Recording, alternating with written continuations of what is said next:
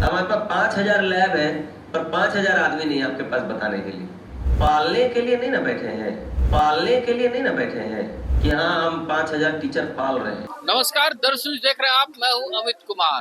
Digital India बनाने को लेकर लगातार जोर दिया जा रहा है और स्कूलों में, खासकर सरकारी स्कूलों में जो स्मार्ट क्लासेस होते हैं उनकी शिक्षा भी दी जाती है। लेकिन आज झारखंड में जो कंप्यूटर के शिक्षक हैं वो आज सड़क पे हैं। सड़क पे इसलिए हैं कि इनको समान काम का समान वेतन नहीं मिल रहा है। बंगाल की तर्ज पे समायोजन नहीं किया जा रहा है, जिसको लेकर ये आज झारखंड सरकार के खिलाफ मोर्चा खोल चुके हैं। और इस मोर्चा खोलने के एवज में ये आज सड़कों पे नजर आ रहे हैं। देख सकते हैं ठेका प्रथा बंद करने की भी बात कर रहे हैं और साथ में समान काम समान वेतन लागू करने की बात कर रहे हैं। तो हम सीधे जानने की कोशिश करते हैं कंप्यूटर शिक्षकों से जो सरकारी स्कूल में पढ़ाते हैं। आप तो सरकारी स्कूल में पढ़ाते हैं, फिर आप आज यहाँ क्यों सड़क पे? झारखंड सरकार तो वैसे झारखंड के श्रमिकों के लिए बहुत सारा नियम कानून बना के रखी है, लेकिन ये बहुत दुर्भाग्य की बात है यहाँ के शिक्षित नौजवानों पर यह नियम कानून लागू नहीं किया जा रहा है। उस नियम कानून को नजरअंदाज करके अफसरशाही हावी हो जा रहा है। आउटसोर्सिंग कंपनी का एचआर पॉलिसी हम लोग पर हावी हो जा रहा है। सरकार का जो बनाया गया जो श्रम कानून है उस पर एचआर पॉलिसी हावी हो रही है, जिस कारण से हम लोग पर बहुत तरह का शोषण हो रहा है। एचआर पॉलिसी हम लोग का राज को चला रही है अभी एक तरह से सोचा जाए तो, क्योंकि ना ही ग्रेच्युटी रूल फॉलो किया जा रहा है, ना एचआर फॉलो किया जा रहा है, ना न्यूनतम वेतन का रूल फॉलो किया जा रहा है। तो जब ये सब रूल फॉलो ही नहीं करना है तो ये सब कानून क्यों बनाया गया विधानसभा द्वारा, कि किसके लिए बनाया गया है? क्या हम झारखंडी नहीं है? क्या हम लोग को ये हक नहीं है कि नियम के अनुसार हम लोग को वेतन मिले? झारखंड सरकार झारखंड के श्रमिकों को 4 कैटेगरी में बांटा है, जिसमें से हम लोग हाईली स्किल में आते हैं। हम लोग का सैलरी कम से कम 20,000 होना चाहिए, पर हम लोग 8,000 में काम करवा रहा है, जो कि एक मजदूर से भी कम है। तो ये तो कहीं ना कहीं हम लोग के साथ नाइंसाफ हो रहा है। बहुत जगह हम लोग लेटरबाजी किए, कंपनी हम लोग पर दबाव बना रहा है, जो आप लोग आवाज ना उठाए, आप लोग शांति से बैठिए, आवाज उठाइएगा, आप लोग को जॉब से निकाल दिया जाएगा। बार बार मीटिंग किया जा रहा है, ऑनलाइन सबको डरा रहा है, धमका रहा है कि जाइएगा, अटेंडेंस आप लोग का ब्लॉक हो जाएगा, सैलरी कार्ड डिडक्ट हो जाएगा, आप जॉब से निकल जाइएगा। उसके बावजूद भी इतना संख्या में हम लोग यहाँ प्रेजेंट हो गए कंपनी का दबाव में। ये आपका ईस्ट इंडिया कंपनी का जब शासन चल रहा था ना हमारे देश में ना, उस समय भी इतना गलत नीति का लागू नहीं हुआ था जो अभी फिलहाल हो रहा है आउटसोर्सिंग कंपनी के द्वारा। तो माननीय मुख्यमंत्री से मेरा कहना है कि इसको ध्यान दे और सारी समस्याओं को ध्यान देते हुए हम लोग को राहत पहुंचाने का काम करें। मैडम, आपसे भी जानना चाहेंगे, आप थोड़ा आगे आएंगे। हम आपसे जानना चाहेंगे स्कूलों में जो शिक्षा देती है बच्चों को, कौन कौन सी कैसे शिक्षा देती है? हम तो कंप्यूटर के बारे में सारा फंडामेंटल्स बेसिक जो सिखाते हैं, पैथोन, C++, अभी हम लोगों का जस्ट ट्रेनिंग हुआ है 22 तारीख तक। उसके बाद ट्रेनिंग भी हो रहा है और हम लोगों को स्कूल भी जाना पड़ रहा है। अब आप बताइए कि हम लोग का 9 बजे से लेके 1 बजे तक ट्रेनिंग करना या फिर बच्चों को हम शिक्षा दें, इसके लिए भी मेल किया गया तो कोई जवाब नहीं आया कि क्या करना है। अब हम ट्रेनिंग करें या फिर बच्चों को शिक्षा दें 6 घंटे? आज की डेट में शिक्षक तो सड़क पे हैं, तो बच्चे तो क्लासेस नहीं कर रहे होंगे कंप्यूटर की। स्मार्ट क्लासेस तो बंद हो गए होंगे। हाँ, अभी तो पूरी तरह से बंद हो गई होगी, क्योंकि और डिजिटल युग जो लाना चाह रही है सरकार, तो मुझे नहीं लग रहा है कि ये पूरी तरह से फॉलो हो पा रहा है, क्योंकि इतना कम सैलरी में हम लोगों का जो है इसमें काम करना, एक सिर्फ नाम का हम लोग सरकारी स्कूल में कार्य कर रहे हैं, लेकिन जो है उसका हम लोग को कोई लाभ नहीं मिल रहा है। हाँ, बच्चे इंटरेस्टेड हैं सीखने में, सीख रहे हैं, सब तरफ से उनको लाभ हम लोग दे रहे हैं, जितना अपने तरफ से हम लोग प्रयास कर रहे हैं उन बच्चों को कि हर चीज में क्षेत्र में वो आगे बढ़ सके। और लेकिन एक होता है कि आत्म सम्मान की भी बात होती है, जो हम लोग को वो आत्मसम्मान वाली वेतन नहीं मिल रही है। कहीं हम लोगों को मतलब अगर आपको डीपली बताऊं तो जो है हम लोग को 2 नजर हो जाता है सरकारी टीचर को अलग ही फैसिलिटी या फिर अलग ही नज़र से देखा जाता है, और हम लोग को जो है, हम लोग कंपनी वाले जो हैं, हम लोग को अलग ही नज़र से देखा जाता है।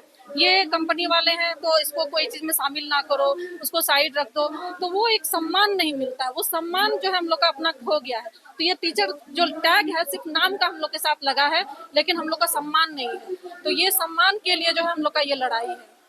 स्कूलों में आप लोग कहते हैं कि शोषण किया जाता है, शिक्षक की जगह पे जो है, हम शिक्षक हैं कंप्यूटर के, लेकिन आपसे कोई और काम करवाया जाता है, क्लर्क का काम करवाया जाता है। जी बिल्कुल, हम लोगों को पढ़ाने से लेकर के हम लोग को एक्चुअली रखा गया है सिटी क्लास लेने के लिए, लेकिन इसके अलावा कभी लेटर निकाल दिया जाता है कि कंप्यूटर इंस्ट्रक्टर जो ICT इंस्ट्रक्टर है वो ई विद्या वाहिनी में इनरोल करें, 2 दिन के अंदर हमको चाहिए, 1 दिन के अंदर में इनरोलमेंट चाहिए। कभी HM बोलता है भाई ये लेटर निकाल दीजिए, चूंकि उन लोगों को काम मिला हुआ है और लोग हम लोग काम दे रहे हैं। तो कभी बोला जाता है ठीक है आप इलेक्शन ड्यूटी, सोचिए इलेक्शन जैसा ड्यूटी में हम लोग को लगाया जाता है। इसके अलावा कहीं ब्लॉक में लगा दिया जाता है कि ये काम है आप यहाँ जाइए, ये डाटा एंट्री कर दीजिए। कभी DC ऑफिस में लगा दिया जाता है, अनुमंडल कल्याण में लगा दिया जाता है।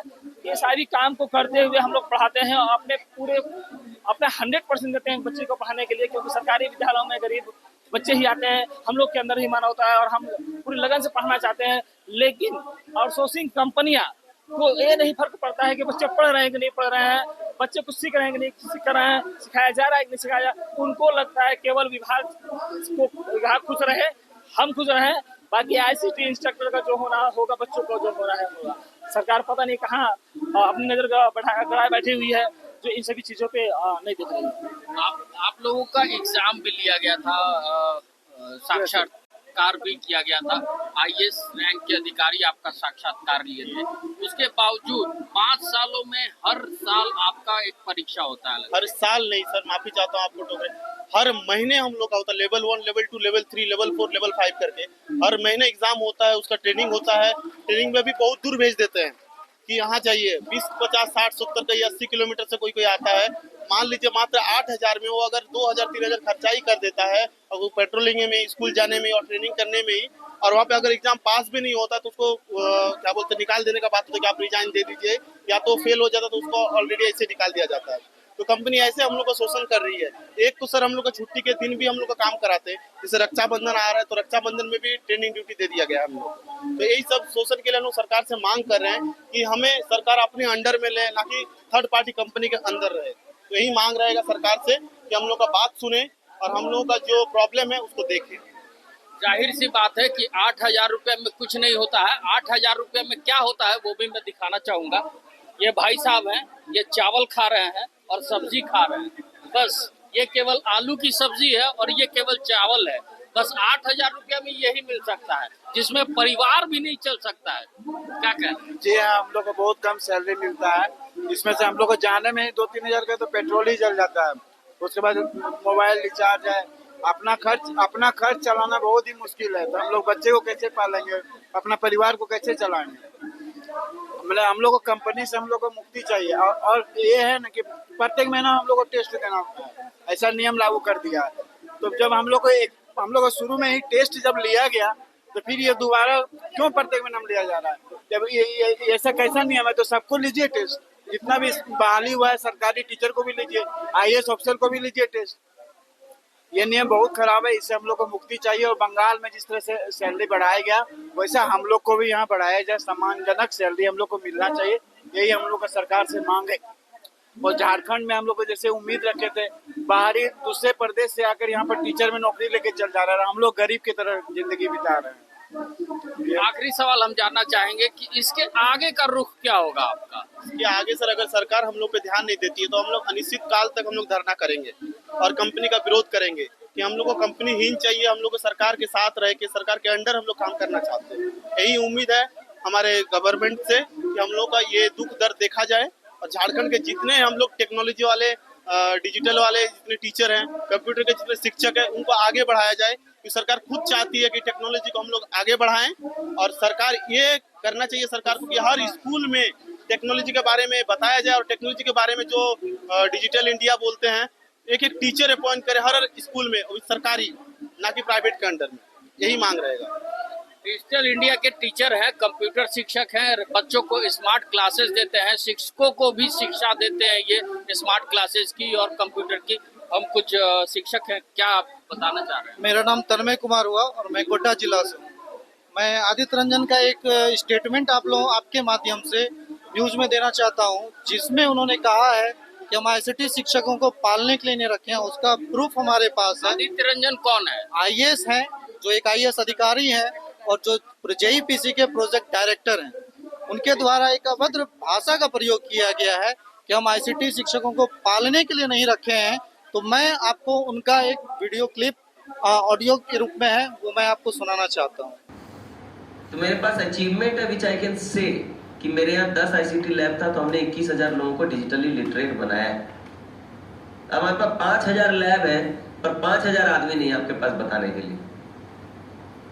तो पालने के लिए नहीं ना बैठे हैं कि हाँ हम 5,000 टीचर पाल रहे हैं, वो हमारा काम नहीं है भाई।